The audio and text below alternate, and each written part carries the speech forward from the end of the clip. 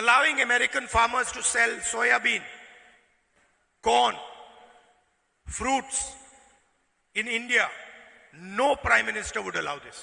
അമേരിക്കയിൽ നിന്നുള്ള സോയാബീൻ ഉൾപ്പെടെയുള്ള പച്ചക്കറികൾ ഉൾപ്പെടെയുള്ള പഴവർഗ്ഗങ്ങൾ ഉൾപ്പെടെയുള്ള കാര്യങ്ങൾ ഇന്ത്യ രാജ്യത്ത് വിറ്റഴിക്കാൻ അവർക്ക് തുറന്ന അവസരം നൽകാൻ ഒരു ഇന്ത്യൻ പ്രധാനമന്ത്രിയും തയ്യാറാകുമായിരുന്നില്ല. Because it is going to destroy the foundation that we have built so carefully. കാരണം അത് ഇന്ത്യയുടെ കർഷകന്റെ നിലനിൽപ്പിന്റെ അടിത്തറ തന്നെ തകർക്കുന്ന ഒന്നായി മാറും.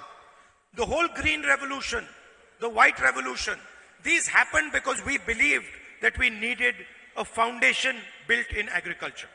ഇന്ത്യ രാജ്യം നേടിയെടുത്ത കാർഷിക രംഗത്തെ നേട്ടങ്ങൾ, ഹരിത വിപ്ലവം ഉൾപ്പെടെയുള്ള നേട്ടങ്ങൾ, അതുപോലെ തന്നെ ക്ഷീര കർഷക മേഖലയിൽ ഉണ്ടാക്കിയ വിപ്ലവങ്ങൾ, ആ വിപ്ലവങ്ങളെല്ലാം തകർക്കപ്പെടാൻ കാരണമാകുന്ന നയങ്ങളാണ് ഈ ഭരണകൂടം നടപ്പിലാക്കിക്കൊണ്ടിരിക്കുന്നത്. For 4 months, the US-India deal was stuck, was not moving. 4 മാസത്തോളം ഇന്ത്യ അമേരിക്ക ഡീൽ അത് ഈ പറയുന്ന ട്രംപിന്റെ ഇടപെടൽ മൂലം അത് തടസ്സപ്പെട്ടു നിൽക്കുകയാണ്.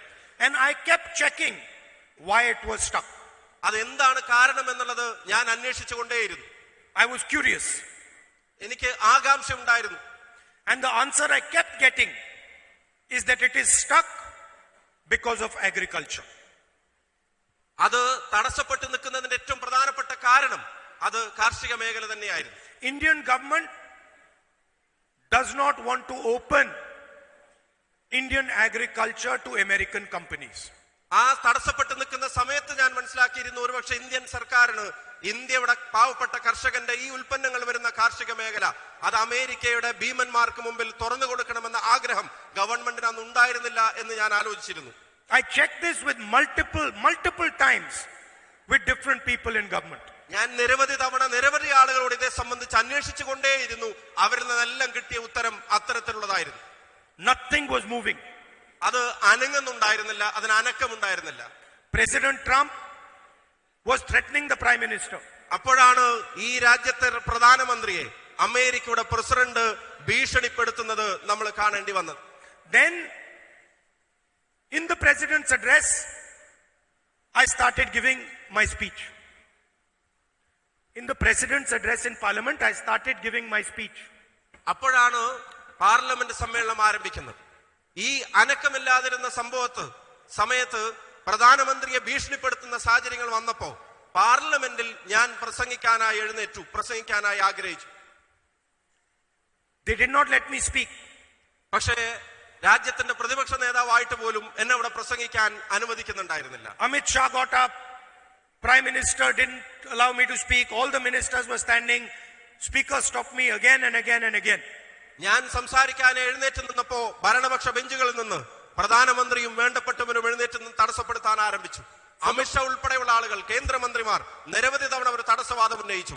അതുമാത്രമല്ല, സ്പീക്കർ, രാജ്യത്തിന്റെ ജനാധിപത്യ അവകാശങ്ങൾ പാർലമെന്റിൽ സംരക്ഷിക്കാൻ ബാധ്യസ്ഥതയുള്ള സ്പീക്കർ, അദ്ദേഹം തന്നെ നേരിട്ട് നിരവധി തവണ എന്റെ പ്രസംഗം തടസ്സപ്പെടുത്താൻ ശ്രമിച്ചു. For the first time in India's history, leader of opposition was not allowed to speak in the president's address. Never happened before. ഇന്ത്യയുടെ ചരിത്രത്തിൽ ആദ്യമായി, ഇന്ത്യൻ പാർലമെന്റിന്റെ നടപടിക്രമങ്ങളുടെ ചരിത്രത്തിൽ ആദ്യമായി ഇന്ത്യയുടെ പ്രതിപക്ഷ നേതാവ് ഇന്ത്യൻ പ്രസിഡന്റിന്റെ പ്രസംഗത്തിന് മറുപടി പറയുന്ന കാര്യത്തിലുള്ള തടസ്സം നേരിടേണ്ടി വരുന്നത് ആദ്യത്തെ അനുഭവമായിരുന്നു. Why were they stopping me? Because they knew I was going to speak about the 2 issues that have trapped the Prime Minister of India. എന്നെ തടസ്സപ്പെടുന്നതിന്റെ കാരണം എന്താണ് എന്നുള്ളത് എനിക്ക് വ്യക്തമായിട്ട് അറിയാം. കാരണം ഞാൻ സംസാരിക്കാൻ എഴുന്നേറ്റാൽ അതീവ ഗുരുതരമായ ഗൗരവതരമായ 2 കാര്യങ്ങൾ ഇന്ത്യയുടെ പ്രധാനമന്ത്രിയുടെ മുഖത്ത് നോക്കി പറയാൻ ഞാൻ തയ്യാറായിരുന്നു. The first is 3.5 million Epstein files that have not yet been released.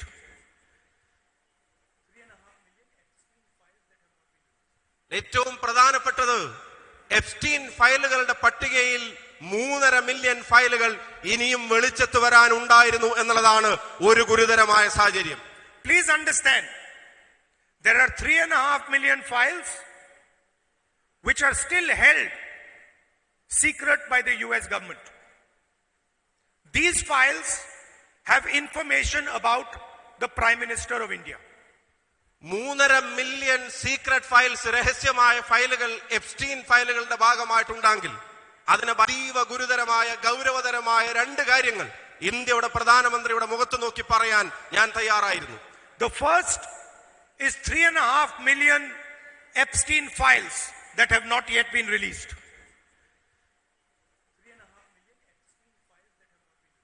ഏറ്റവും പ്രധാനപ്പെട്ടത് എപ്സ്റ്റീൻ ഫയലുകളുടെ പട്ടികയിൽ 3.5 മില്യൺ ഫയലുകൾ ഇനിയും വെളിച്ചത്ത് വരാനുണ്ടായിരുന്നു എന്നുള്ളതാണ് ഒരു ഗുരുതരമായ സാഹചര്യം. Please understand, there are 3.5 million files which are still held secret by the US government. These files have information about the Prime Minister of India.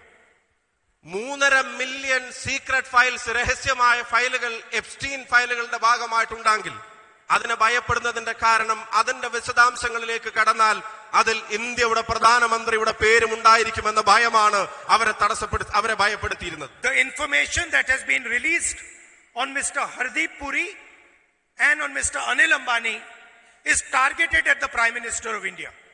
Hardeep Puri എന്ന കേന്ദ്രമന്ത്രിയെ സംബന്ധിച്ചും അനിൽ അംബാനി എന്ന ഈ ഭരണകൂടത്തിന്റെ ഇഷ്ടപ്പെട്ട തോഴനായ വ്യവസായിയെ സംബന്ധിച്ചുമുള്ള വിവരങ്ങൾ അത് അതിന്റെ ആരംഭം മാത്രമായിരുന്നു. ആ വിവരങ്ങളുടെ വഴി അത് നേരെ ചെന്നെത്തുമായിരുന്നത് ഇന്ത്യയുടെ പ്രധാനമന്ത്രിയിലേക്കായിരുന്നു.